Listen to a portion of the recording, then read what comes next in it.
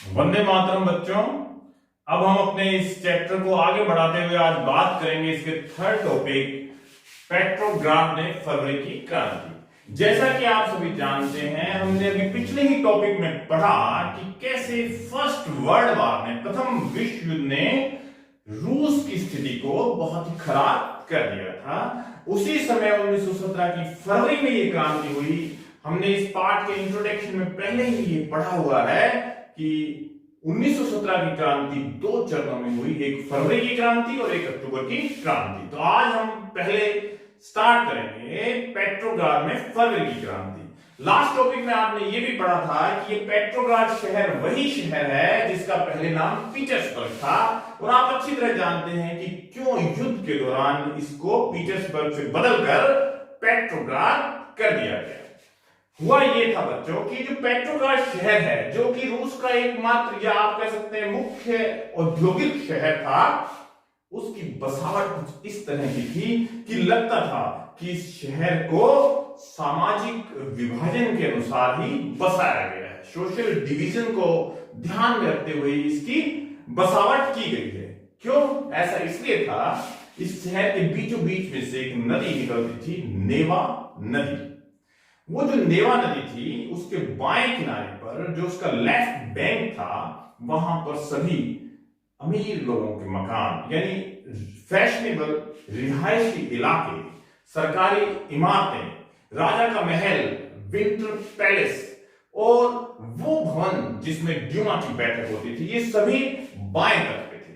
यानी जो बायां तट था, ये पेट्रोग्राड शहर के बीच में से जो नेवा नदी बहती थी, उसके बाएं तट पर सभी फैशनेबल इलाके, सरकारी इमारतें या आप कह सकते हैं उच्च वर्ग के लोगों का एरिया था। जबकि दाएं किनारे पर जो राइट बैंक था नेवा नदी का, वहां पर मजदूरों के क्वार्टर्स और फैक्ट्रियां ज्यादा थी। तो ये पेट्रोग्राड की बसावट थी, जो अपने आप में एक सोशल डिवीजन को दिखाता है। हुआ ये कि उस समय जो मजदूरों का इलाका था, वहां पर काफी अनाज की, रोटियों की या आप कह सकते हैं कमी आ गई। वहां पर भुखमरी बढ़ती जा रही थी। ये तो हमने फर्स्ट वर्ल्ड वॉर के इंपैक्ट में देखा ही था। उसी समय ये अफवाहें भी थी कि राजा ड्यूमा को भंग कर सकता है। हालांकि ड्यूमा में सभी कंजर्वेटिव्स हैं, ड्यूमा में सभी रूढ़िवादी लोग जो राजा के सपोर्टर वो हैं, पर राजा ड्यूमा को भंग कर सकता है, इस बात को लेकर जो राजनीतिज्ञ थे वो इन प्रयासों में थे कि ये जो निर्वाचित संसद है या ये जो जनता की प्रतिनिधि रिप्रेजेंटेटिव्स की जो असेंबली है, जिसको ड्यूमा कहा गया, वो भंग ना हो, वो बच जाए, इस तरह का वातावरण था।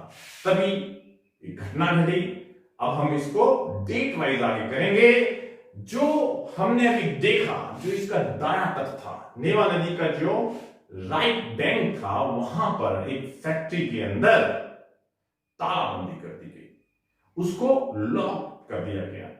मतलब फैक्ट्री बंद कर दी गई। फैक्ट्री बंद करते क्या होगा? मजदूर जो थे वो बेरोजगार हो गए। तो उनके सपोर्ट में अगले ही दिन यानी 23 फरवरी 1917 को लगभग 50 फैक्ट्रियों के मजदूरों ने हड़ताल कर दी, स्ट्राइक्स कर दी। क्यों? क्योंकि वो ऑलरेडी बेरोजगारी से, भूखमरी से, कीमतों की वृद्धि से, कम तनख्वाहों से परेशान थे। जब एक फैक्ट्री बंद हो गई तो मजदूरों ने सोचा कि सभी मिलकर यदि हड़ताल करेंगे तो ही इसका निदान होगा, अन्यथा धीरे धीरे सभी फैक्ट्रियां बंद हो जाएंगी।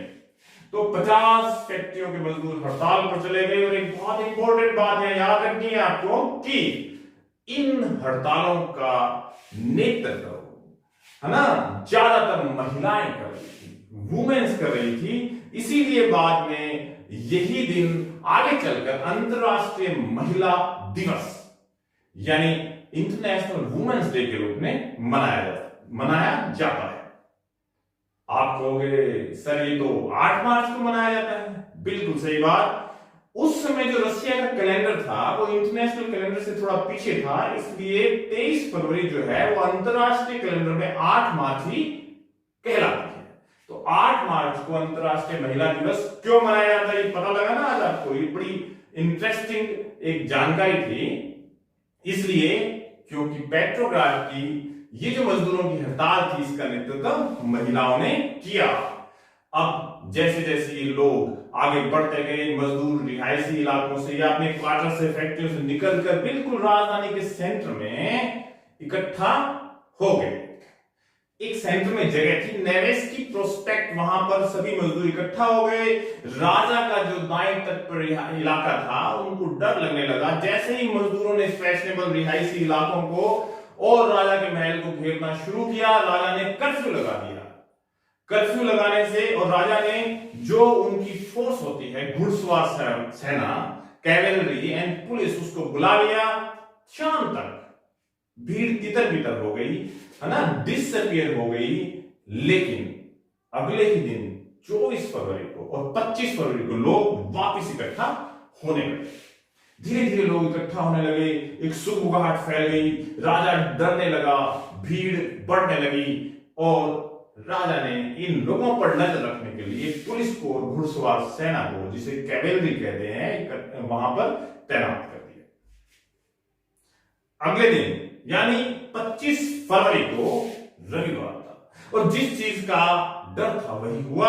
राजा ने चुपके से ड्यूमा को भंग कर दिया, डिसॉल्व कर दिया और जो भी राजनीतिज्ञ थे, चाहे वो कंजर्वेटिव थे, सभी लोगों ने इसके विरोध में बयान देना शुरू कर दिया। अगले ही दिन 26 तारीख को लोग बाएं तट पर इकट्ठा होने लगे। 27 तारीख को लोगों ने पुलिस मुख्यालय जला दिया, यानी जो इमारत सरकारी थी बाएं तट पर, उन पे हमले करने शुरू कर दिए।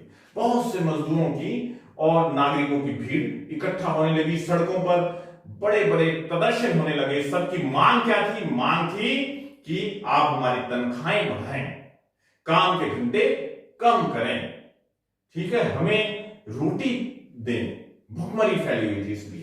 तो ऐसी स्थिति एक तरह से अनकंट्रोल्ड होती जा रही थी। फिर राजा ने दोबारा से घुड़सवार सेना को बुलाया, कैवेलरी को बुलाया, पुलिस को बुलाया और कहा कि आप प्रदर्शनकारियों को नियंत्रित करें, इन पे गोलियां चलाएं। लेकिन इस बार उल्टा हुआ। घुड़सवार सेना ने प्रदर्शनकारियों पर, डेमोन्स्ट्रेटर्स पर फायर करने से मना कर दिया, गोलियां चलाने से मना कर दिया। फिर राजा को तो और ज्यादा समस्या हो गई। हुआ ये कि उल्टा एक बैरक, जो एक सेना की रेजिमेंट होती है, वहां पर जो कमरे टाइप एक सिक्योरिटी के लिए बने होते हैं बैरक्स, वहां पर एक सिपाही ने अपने अफसर को गोली मार दी। उसने जब उसको आदेश दिया कि आप भीड़ को नियंत्रित करें, तो उल्टा सिपाही ने अपने अफसर को ही गोली मार दी। अन्य दूसरी 3 रेजिमेंटों में भी विद्रोह हो गया और ये सारी जो सेना थी, जो कैवेलरी थी, घुड़सवार सेना थी, पुलिस थी, वो प्रदर्शनकारियों से जाकर मिल गई। प्रदर्शनकारी कौन थे? मजदूर थे। यानी मजदूर और सिपाही और पुलिस और सेना आपस में मिल गई। इन सब ने मिलकर शाम को ही पेट्रोग्राड के अंदर, पेट्रोग्राड सोवियत होती है छोटी सी पंचायत, काउंसिल, या आप कह सकते हो लोकल बॉडी, उसकी स्थापना की। इसी को पेट्रोग्राड संसद कहते हैं। किसने बनाई है? मजदूरों ने और सिपाहियों ने मिलकर। तो एक तरह से राजा के हाथ से तो सब कुछ चला गया था। अगले ही दिन एक प्रतिनिधि मंडल राजा से मिला और उसको समझाया जा कि अब आपको सत्ता छोड़ देनी चाहिए। उसके सैन्य कमांडरों ने उसको सलाह दी कि अब हम इस उग्र भीड़ को नियंत्रित नहीं कर सकते। तो राजा ने उनकी सलाह मान ली और 2 मार्च 1917, बहुत इंपॉर्टेंट डेट है, राजशाही समाप्त हो गई। यानी राजा ने अपना आसन, सिंहासन छोड़ दिया। ये फरवरी की क्रांति थी, जब राजशाही रूस में राजा का शासन, उस जार का शासन जो निरंकुश था, समाप्त हुआ और सत्ता ड्यूमा के हाथ में आ गई। ड्यूमा ने एक अंतरिम सरकार, यानी इंटरिम गवर्नमेंट, जो टेम्परेरी होती है, वो बनाई और रूस के भविष्य का फैसला एक संविधान सभा के हाथों में सौंप दिया। कॉन्स्टिट्यूएंट असेंबली, वो कॉन्स्टिट्यूएंट असेंबली जो है वो इलेक्टेड होनी थी, यानी निर्वाचित होनी थी। निर्वाचन कौन करेगा? सार्वभौमिक मताधिकार के बेस पर, यानी सभी लोगों को उसमें वोट डालने का अधिकार रहेगा। इस तरह का निर्णय हुआ। तो ये फरवरी की पेट्रोग्राड की क्रांति थी जिसने रूस में राजशाही का अंत किया। नेक्स्ट टॉपिक में हम देखेंगे कि इस फरवरी की क्रांति के बाद रूस में क्या क्या बदलाव हुए। फरवरी की क्रांति के बाद क्या बदला। जय हिंद।